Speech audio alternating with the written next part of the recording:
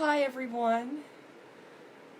Welcome to Communicating with the Ancestors in Shamanic Practice.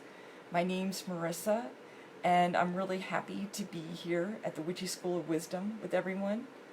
I just want to do a little tiny bit of housekeeping while I'm waiting for anyone who might want to watch this live to show up.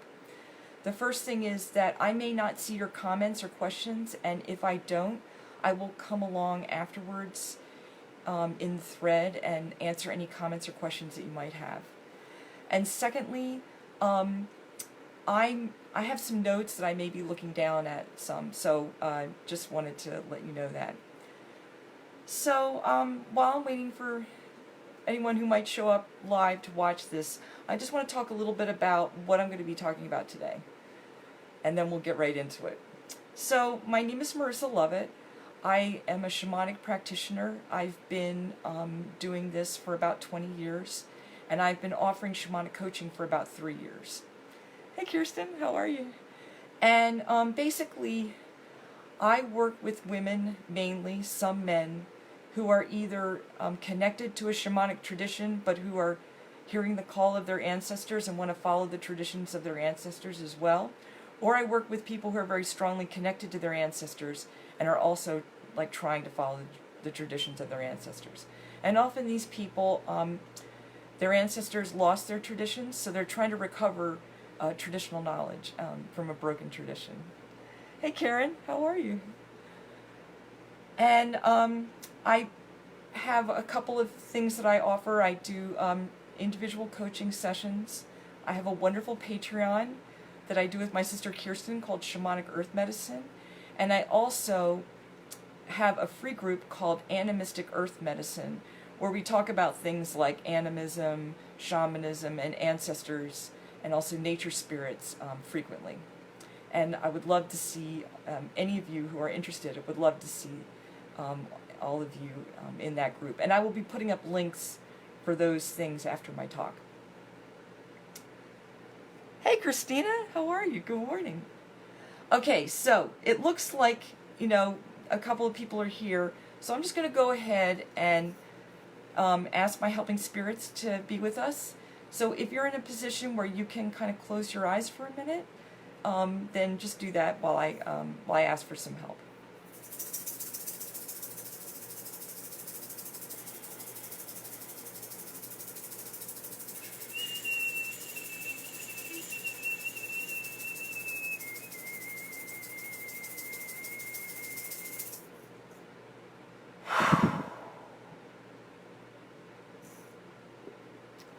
Okay, so welcome to Communicating with the Ancestors in Shamanic Practice.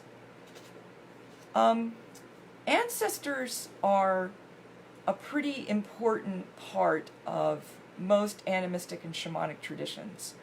Many traditional cultures believe that the ancestors, often these are very powerful ancestors, ancient ancestors, are the ones who brought the knowledge to the people about how to live in a better way. Sometimes you'll hear Native American people call this their original instructions. And usually this will be like a whole set of an entire way of life, including ceremonies and other ways of basically teaching human beings what is our place in the world and how can we successfully interact with one another, with our other than human kin, with the earth, and with the spirits. And since all of you are in a witchy school of wisdom, many of you are involved in what I would think of as earth honoring or animistic traditions, whether you think of yourselves as shamans or not. So hopefully what I'm going to talk about today will resonate with you and hopefully add to what you're already doing. In shamanism and animistic traditions, mediumship and connecting with ancestors is a deeply important part of the tradition. And one of the ways that this happens is that people in these cultures don't really see a huge difference between our other than human kin and our human ancestors.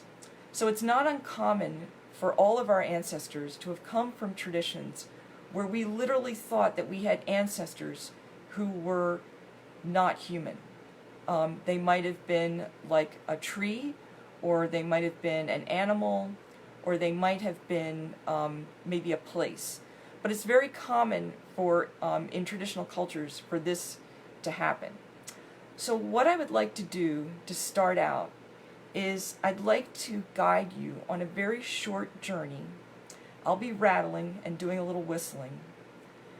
But we're going to see if we can meet or strengthen your contact with one of these affinity spirits that your ancestors once knew. And this would probably be an animal or a plant that was in your ancestors' local environment, and they had a very strong rapport with this. These may be ancient ancestors, ancestors that are pre-Christian, or they may not be, but they were living in what I would consider an earth-honoring way.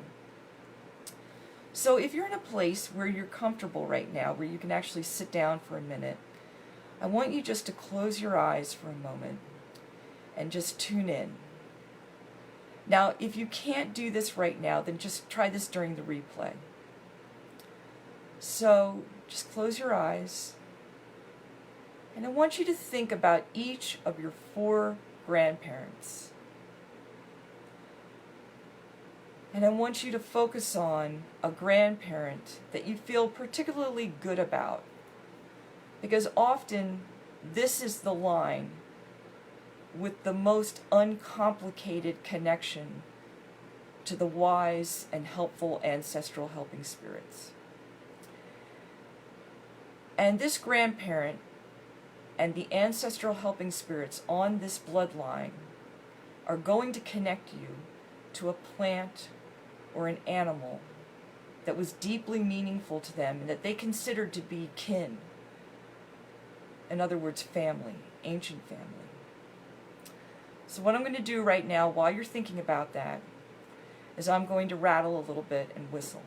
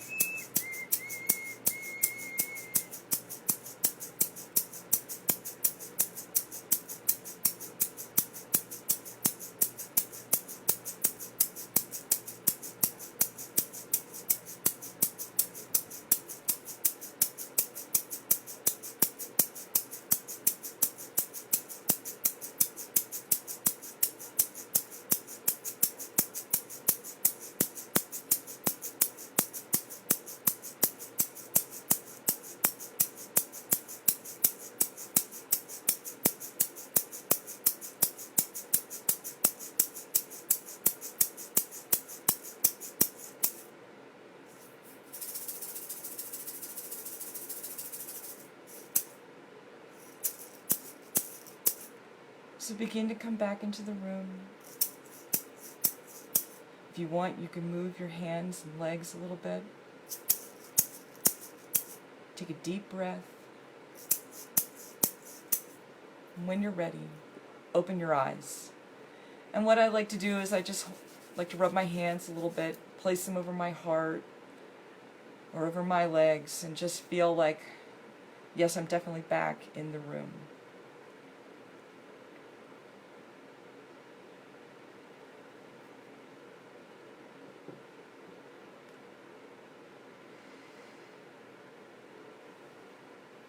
I'll give everyone a few minutes to kind of come back.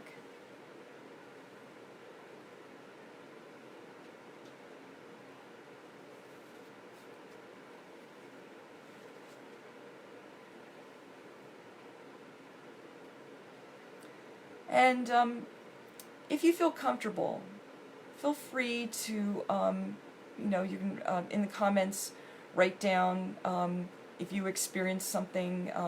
Hopefully it was positive. I will, in the free gift, be including, obviously, the replay, but also a PDF with some more information in it, and another practice about blessing a ritual object with while making contact with your affinity animal or affinity plant spirit, so that you can bond with this energy and maybe include it in your altar practice if you want to. So I'm just going to take a few minutes to see some comments here. I love this concept of ancestors not just as people. This is something I've been researching this year. Oh, wonderful. That's exciting. Thanks, Christina. Hey, Michelle. Morning, Susie. Morning, Pamela. Robin. Oh, good, Michelle. I'm glad that was positive for you. That's wonderful. Yeah, that's cool. So, as you can tell, I'm excited about sharing this information with everybody. But now I'm going to talk about how working with ancestral helping spirits, a little bit about how my personal experiences, and I'll also weave in some traditional knowledge as to do with kind of personal healing of ancestral lines, but also how do the dead become ancestors? Because in traditional cultures, it's not assumed that just because you're dead, you're an ancestor. And the dead who are not crossed over and who have not merged with the divine and become ancestors, the word that's sometimes used to describe them is ghosts or ghost energy. And ghost energy can be what people call ancestral karma. So it can be passed down through lines. The ghosts can you can actually partially channel them sometimes, unknowingly. They can download their unhappy energies to you, and they can also trip up the descendants in different ways. Often this is done because they're trying to work out their stuff through the living. It's not done in a malicious way, but it creates problems for the living. So I'm going to talk a little bit about addressing ancestral karma first. Then the second part of my talk will be about basically spirit possession in animistic practices. And the third part is some practical things that you can do to work with the ancestors, hopefully in a more effective way, that come from shamanic and ancestral traditions. So let me see if there's a question. Ellen Brooks. I had a lovely journey with the pine tree, very visceral. My grandmother handed me a gardenia. Oh, wow, that's neat. I attempted to connect with my grandfather, who was an excellent gardener, and grew lots of vegetables we ate. When I was a child, neat.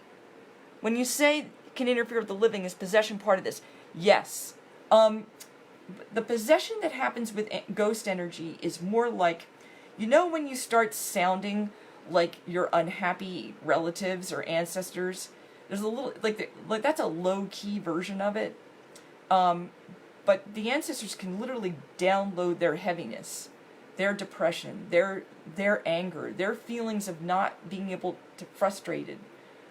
Because many of our ancestors, not only do we suffer collective trauma, but we also were not able to continue the practices that help to heal this stuff. So it's like a double whammy. So I'm going to talk a little bit about that in a minute. Oh, yay, I'm studying demon possessions. Wow, that's cool. And spirit possessions. Oh, okay, good. That's interesting.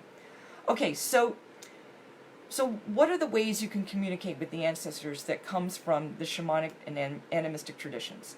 The first way is obviously people who, the practice that most people are familiar with in shamanic practice is the practice of journeying.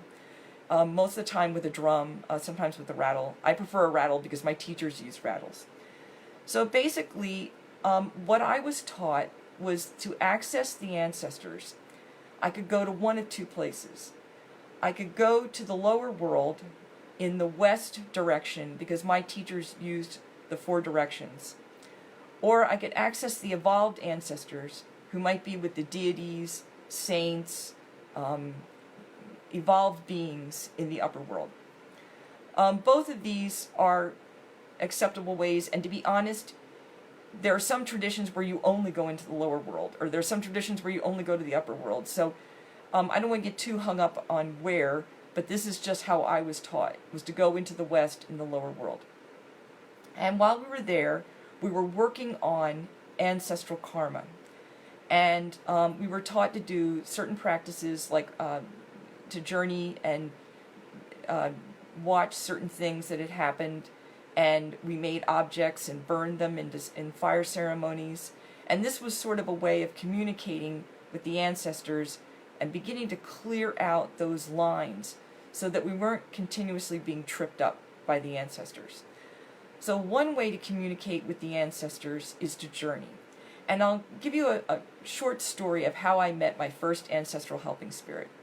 Some people are initiated directly by their ancestors, and so they know right off the bat who their ancestors are and who's initiating. It wasn't like that for me. I was more connected to the land at first, and so when I finally began studying shamanism, I'd pretty much gone through a good bit of my training before I had my first contact with a real ancestral helping spirit. And basically I had spent all summer being told, like multiple times, that I needed to connect with my ancestors, and for various emotional reasons I was resistant. So finally my human teacher told me, you need to do this, and he gave me some instructions, and I followed his instructions. I lay down to do the journey because that's how I journeyed in those days, and I accidentally fell asleep. And I was in the other world, I was in the west direction, and I dreamed about this ancient ancestor who was pre-Christian. And she was, I could tell, a very positive being, a positive protective force, and basically every time I journeyed from then on, I would see her at least at the beginning and end of my journey. So one way that you can connect with ancestors and ancestral helping spirits is through either shamanic dreaming or through deliberately shamanically journeying with intent. So let's talk about a different way of working with ancestors. And this is one that everybody goes through. In the PDF, I include some teachings, actually a link to a wonderful article by the Mayan teacher Martin Prechtel. And he did a great video about grief and praise and ancestors.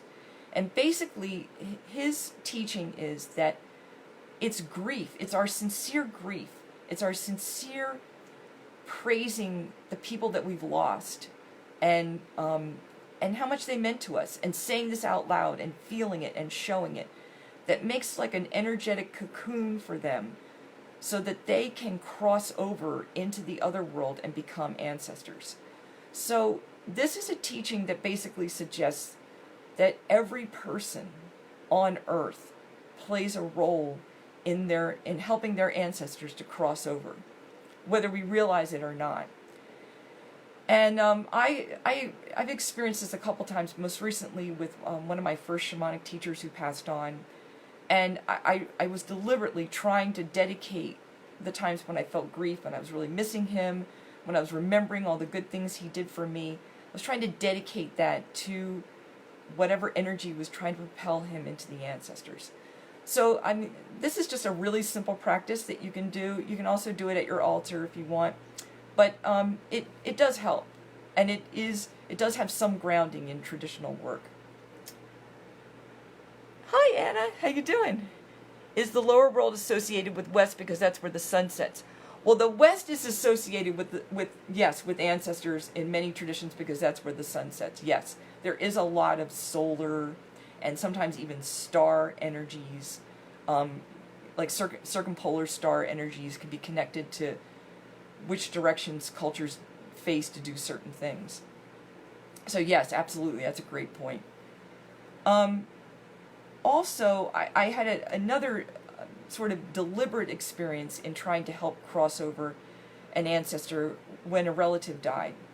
In the tradition that I am part of, which is the Andean path, we make sort of very somewhat elaborate offerings called despachos. And one of the ingredients in the despacho that you can add is raisins. And it symbolizes blessing of the ancestors and honoring the ancestors. So I made this offering with my family, and we went down to a place in nature and burned it. And after that, I felt this enormous release. I had a really profound dream that night where I saw my relative. She was sitting up in bed. She was happy. She was trying to tell me something. And the next day, one of my living relatives called and communicated something that this relative who had just passed on wanted me to know. So that was kind of like my confirmation that the ritual had some power that was actually flowing. But I also followed that up by asking some shamans, medicine people, if my relative knew she was dead and if she was on her journey, and they said yes. They confirmed that that was true. So we, as people who love our beloved dead, we can help them become ancestors. I guess that's the first thing that I'm trying to talk about today. Hi Marissa, Mrs. Start, but catching up that, oh yeah, no problem.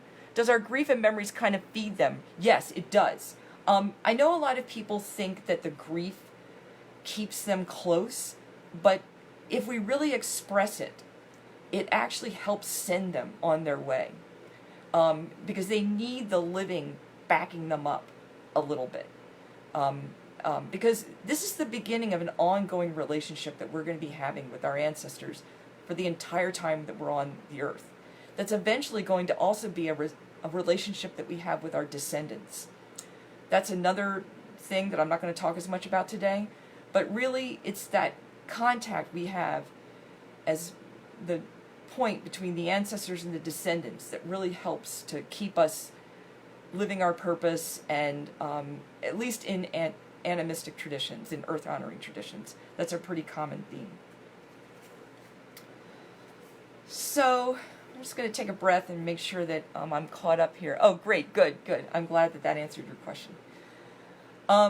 So the next thing I'm going to talk about is the role of mediumship and spirit possession in shamanic practice and in animistic traditions. And just so I kind of make this a little bit clear, sorry to look down here for a minute. Shamanism is a very specific form of animistic practice. So in some anthropologists and some shamanic practitioners are beginning to call shamanism, like Siberia, Korea, Tibet, places where that word kind of started. And everything else is considered to kind of be animism. So like Native Americans would be animists. Pagans would be animists, that kind of thing. So basically, Michael Harner, who wrote the book The Way of the Shaman, who's kind of famous for bringing shamanism to the West, at first he had thought that mediumship wasn't that big a deal in shamanic practice. And by the time he wrote the book Cave and Cosmos, which was his last book, he had decided that, yes, it was very important. And I see it as almost crucial, a crucial form of part of shamanic practice. And there are weaker and stronger versions of this spirit possession. So, for example, this is in Korea. There are powerful shamanic spirits, and this also happens in Siberia, that will fully possess the shaman. So when you're communicating with the ancestors in that tradition, they're literally speaking through your mouth and using your hands and your body to heal, to do ritual, to divine, all that kind of thing. So, like, you're sort of sharing your energy. It's very much like a powerful form of trance channeling. There are other traditions like voodoo where some of this stuff happens, and there are like sort of weaker traditions like the Maya where you have contact with the ancestral helping spirits. They affect your body, but you don't completely merge with them. And then there are basically traditions like in most animistic cultures, when you hear someone, they're speaking very formally and they're speaking from the point of view as an elder, that's when you can really feel them sort of channeling the ancestors.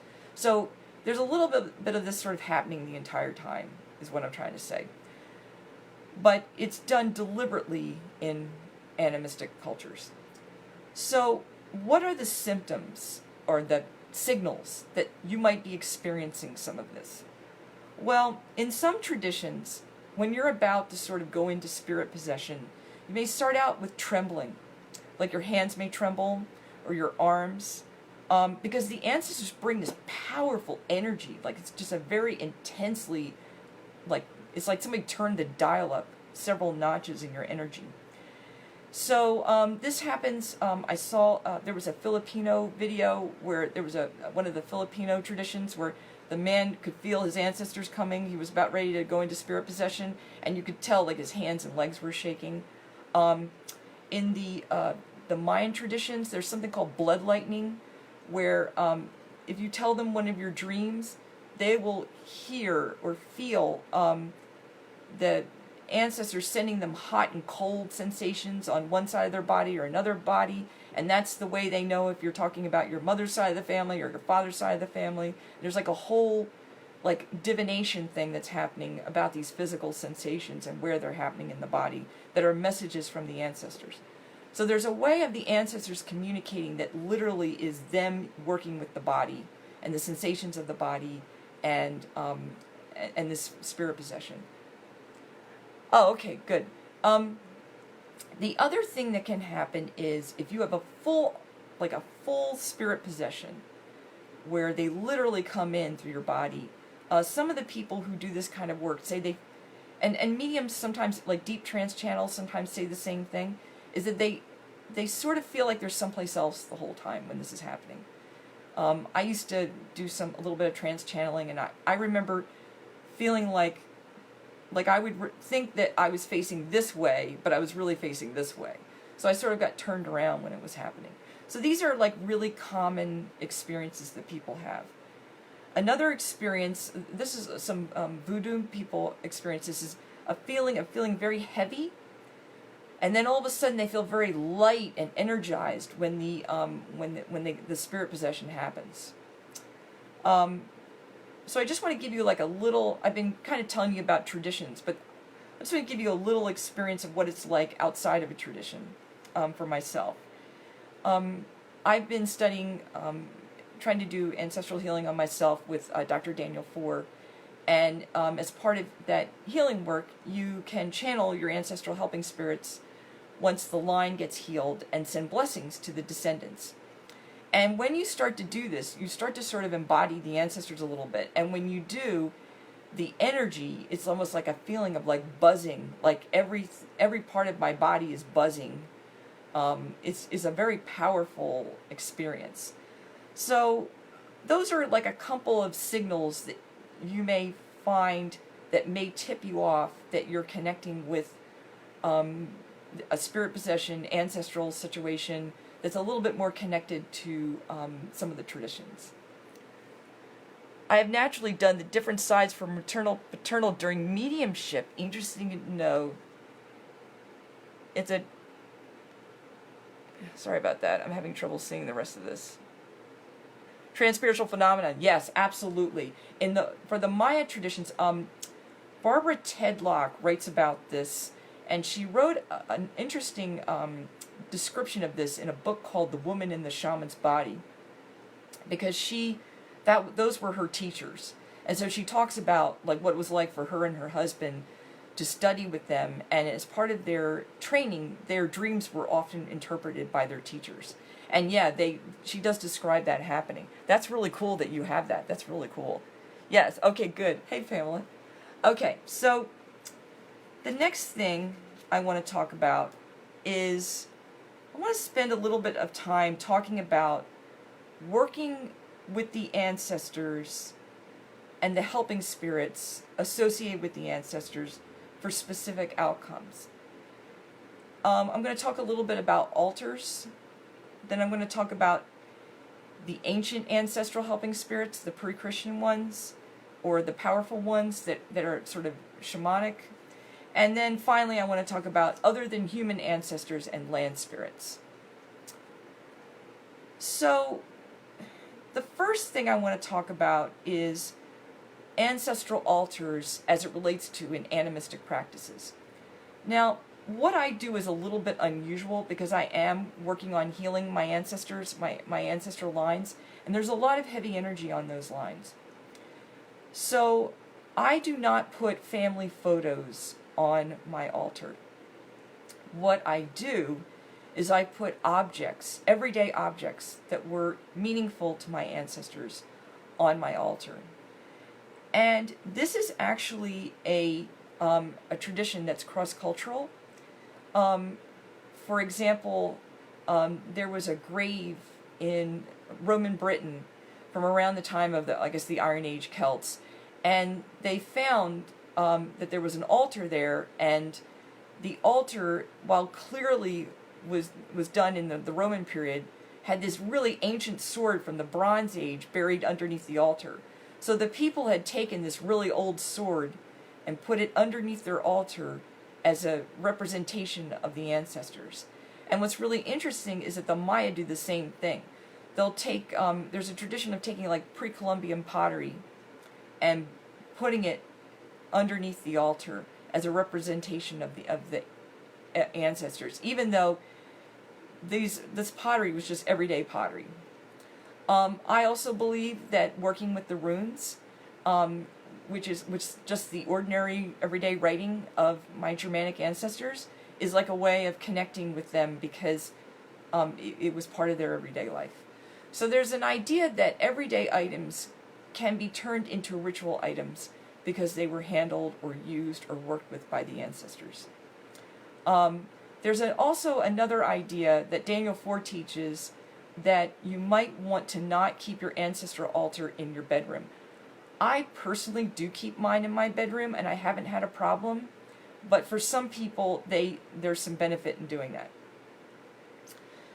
The other type of altar that like Christina Pratt teaches this, and some of the other teachers do, is a little bit like something called more like a spirit house. And that kind of ancestral altar is like a box or a closet or a drawer in a cabinet, because it has to have something that closes, because the ancestors need a literal home. And what you do is you put objects in that, you install ancestors into those objects, ritual objects, and they go into the spirit house. And then when you want to work with the ancestors, you open the door or the drawer, and you leave offerings and make your prayers and talk to them. And then when you close the door or drawer, you're done.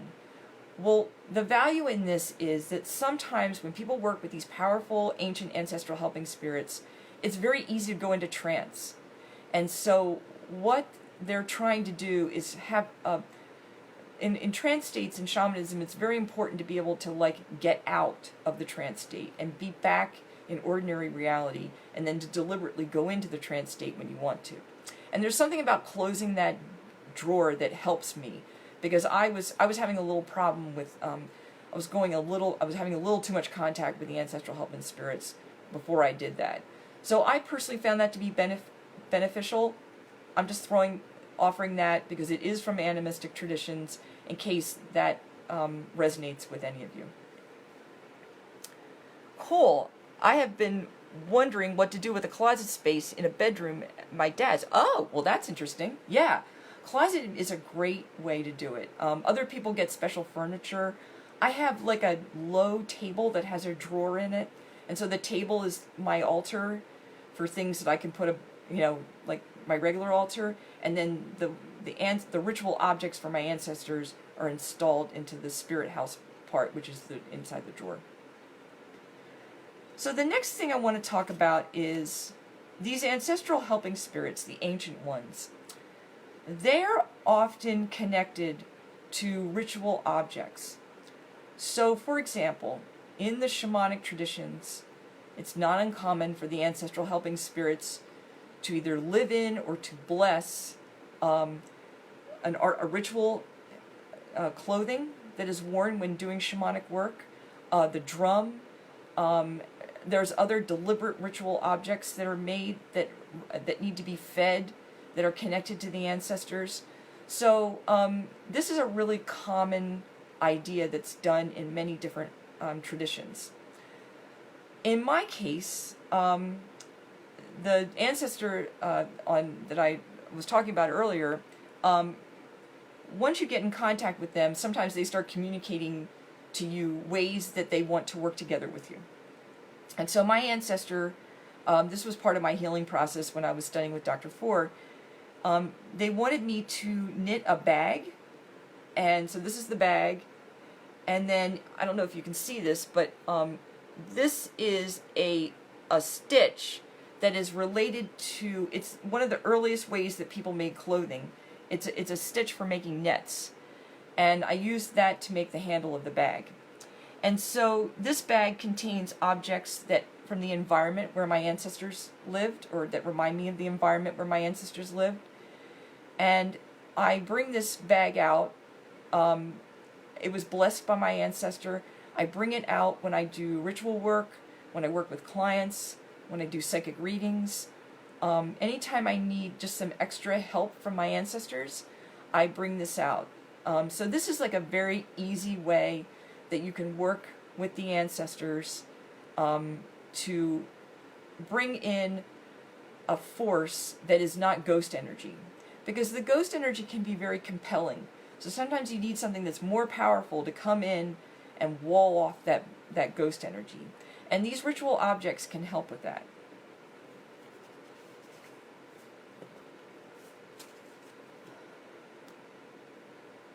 So the third thing I want to talk about is other than human ancestors and land spirits.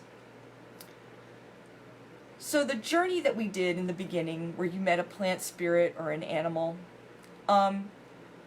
these are considered to be other than human relatives. In animistic traditions and earth honoring traditions, we believe that we're related to all the other beings, and that human beings have relatives. Now, we have to eat plants and animals, so there are ways that that we relate to these animals and plants that helps us to do this in a way that we're not offending our relatives, because the relatives understand that this is part of how life works.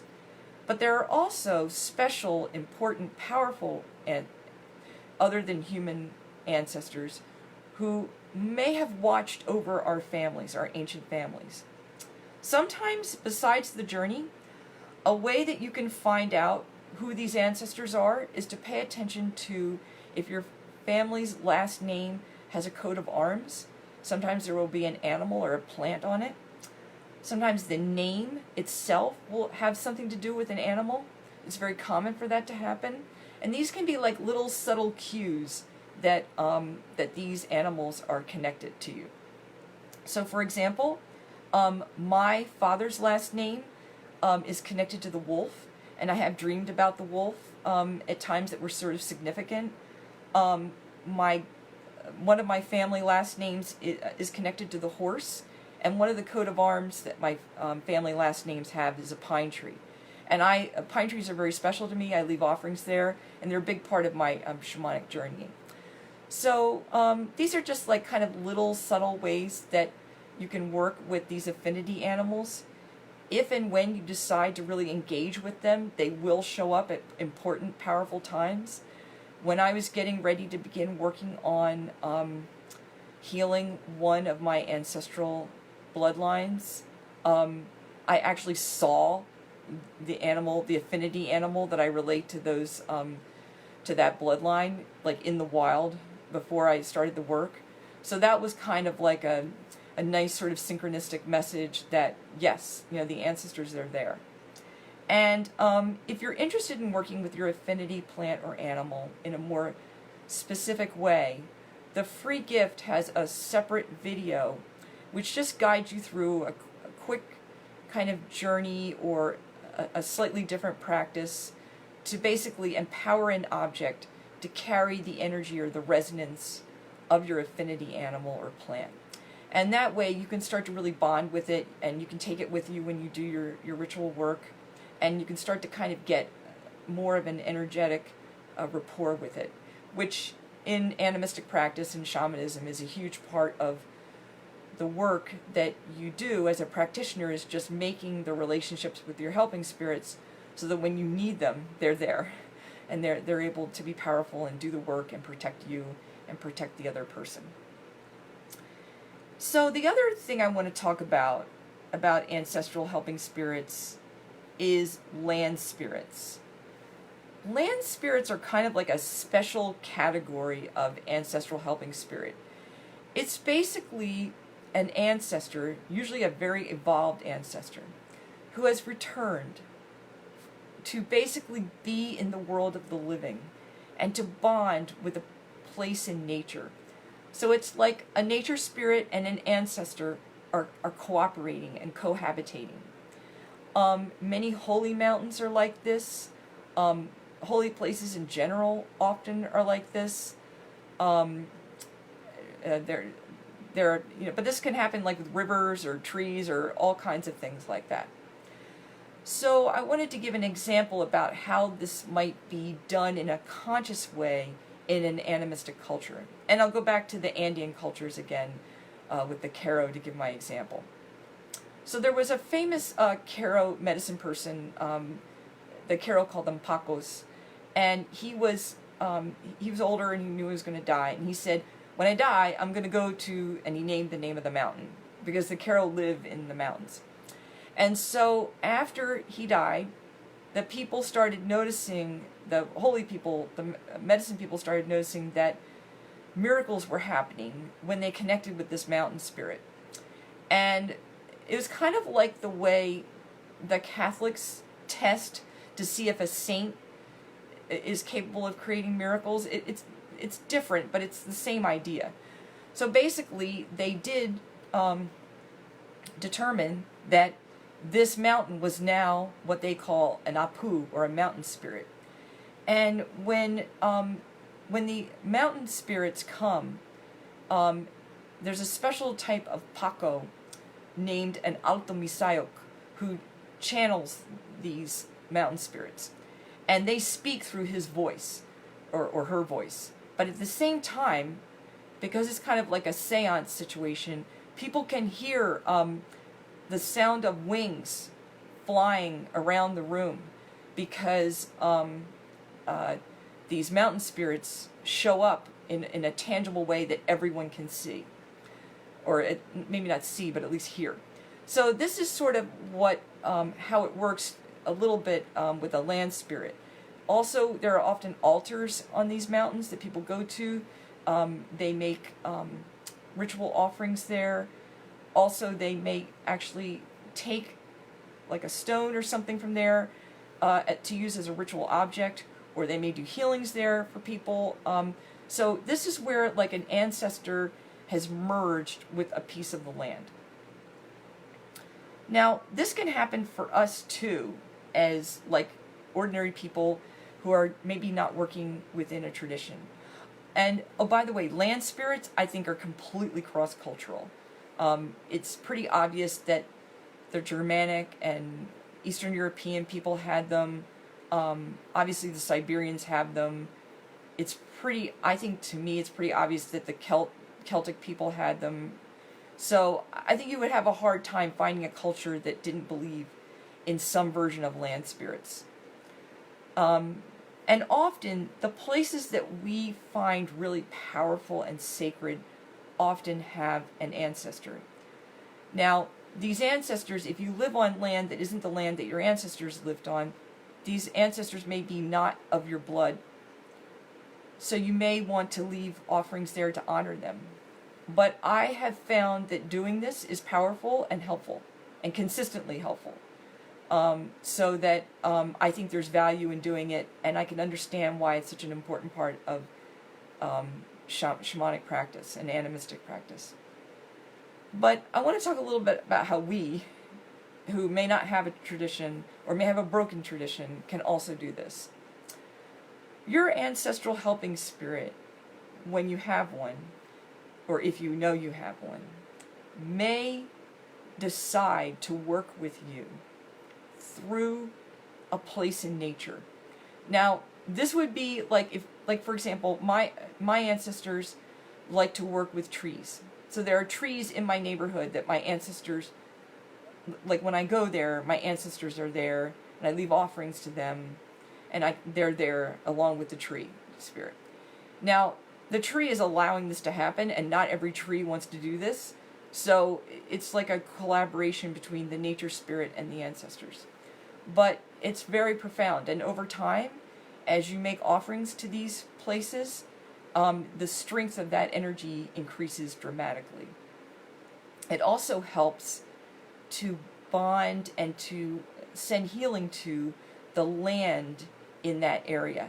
So it becomes not only a way of connecting with the ancestors, but also a way of dialoguing with nature, the spiritual energies in nature, that can be very helpful and protective, especially during climate instability, which we all have to deal with right now.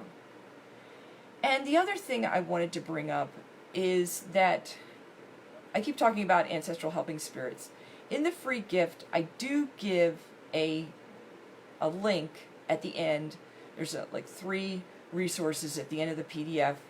The first one is a link to a blog post I wrote, which has just a very short guided meditation that's written out, and you can do it yourself, to connect with one of your ancient ancestral helping spirits.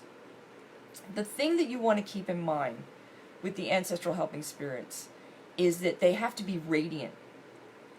One of the reasons, for example, when Christina Pratt or some of the other teachers do it, you go to the illuminated ancestors, the radiant ancestors, the completely well ones. They have to have no baggage.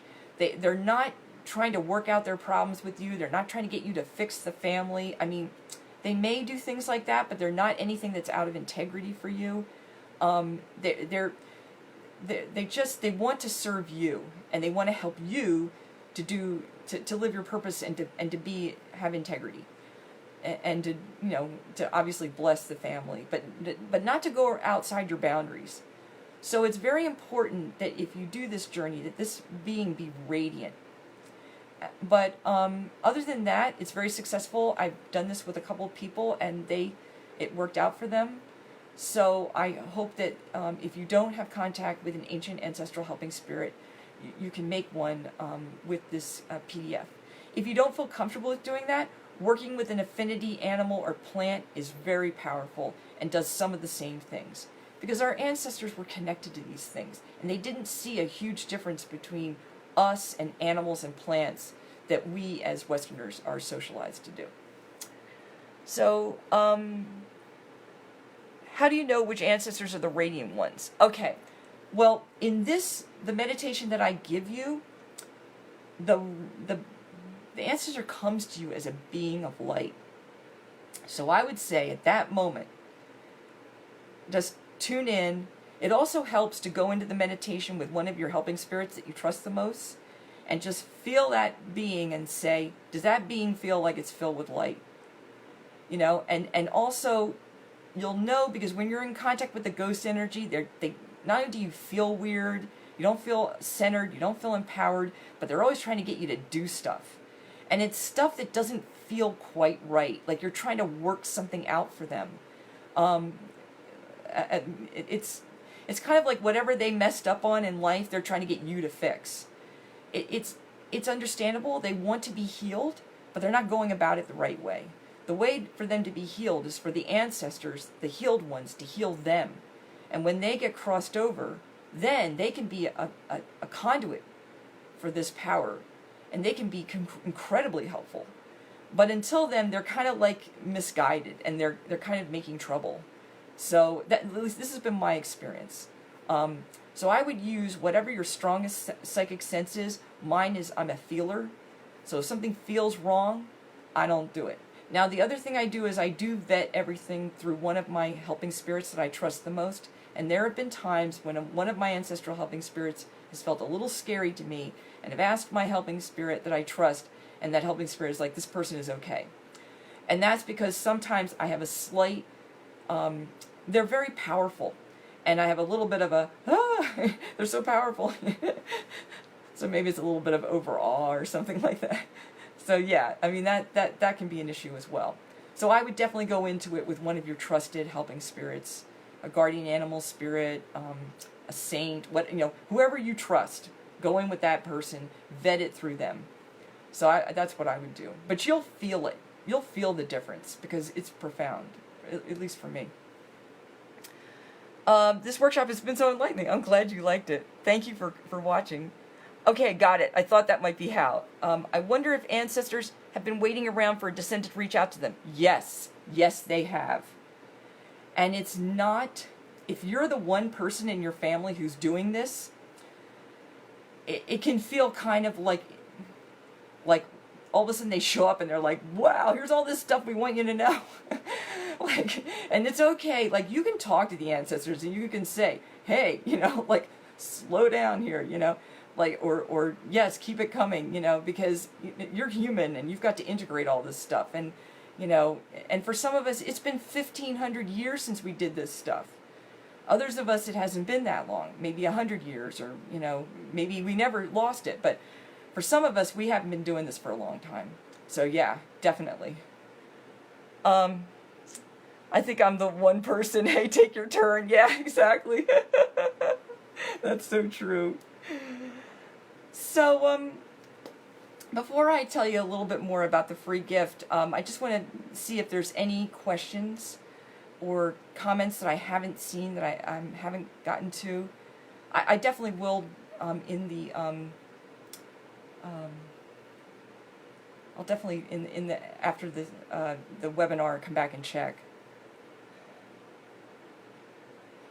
So I guess the last thing I want to talk about before I get into talking about the gift, is that the main thing is definitely work with the affinity plant or animal first if you have any nervousness about connecting with ancestral helping spirits. The ancestors can be incredibly beneficial. They can be tricky if they're not evolved, but there are skills that you can learn pretty easily to tell the difference. So that's why most people that are shamanic practitioners are giving people directions on how to do this work for themselves, like how to at least make contact with a well ancestral helping spirit. Because the nice thing is that you, as the descendant, have a built-in connection to these ancestors. They're the powerful ones. They're the ones who can protect you. So by making contact with them, you're actually helping yourself and the rest of your family to be safer and to be more protected and empowered. So in that sense, making contact with them, as long as they're a luminous ancestor, is probably one of the best things you can do. And you can do it through meditation. You don't have to journey. You don't have to drum. But if you do journey and drum, it's a great way to do it. As I said, I made contact the first time in a dream. So obviously, if they want to find you, they'll find you. And they do want to find you. They want to be found. And the other thing that happens is, if you're doing genealogical research, don't be surprised if you start finding out a lot more stuff about your family when you make contact with an ancestral helping spirit. Because maybe it doesn't happen to every person, but it's happened to enough people that I've watched go through this process. It happened to me that I now realize, yeah, it kind of works that way. So I just want to take a minute real quick and just talk a little bit about the free gift, which I hope all of you will get. It's a PDF where basically I go into a little bit more detail about each of these three areas. Personal growth work, with communicating with the ancestors that way, trance states, communing with the ancestors through spirit possession, and altars, land spirits, and ritual objects. The other thing is that there is going to be with it a short video which will just sort of create sacred space and walk you through the steps of blessing your ritual object. And I talk a little bit about what a ritual object might be with the energy of your affinity animal. And this is not unlike the process of blessing an object that the ancestors, that an ancestral helping spirit wants you to use. The only difference is that usually the ancestral helping spirit will guide you what they want you to do. And it may be a little more elaborate than what the affinity animal or a plant wants, or it might be very elaborate. It just depends on the spirit. And usually what the ancestor is doing by asking you to make something or do something or include something or give it offerings is it's trying to strengthen the rapport between you and it so that you can work well together. That's the purpose of it. That's what all the instructions are about. So it's not like they're getting you to do a bunch of busy work for no reason. There's an actual purpose to it. And one of the things that people don't realize about shamanic practice is that offerings are huge. And communicating with the spirits and asking them what they need from us is huge. There's just so much of that happens compared to the amount of time you spend actually doing healing, ritual, that kind of thing. So I really, really enjoyed meeting all of you today.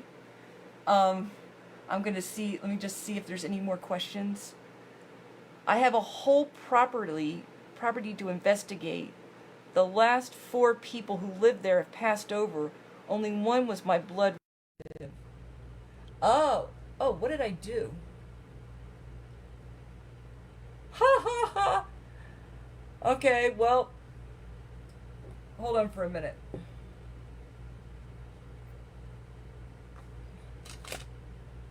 Let me just finish up real quick.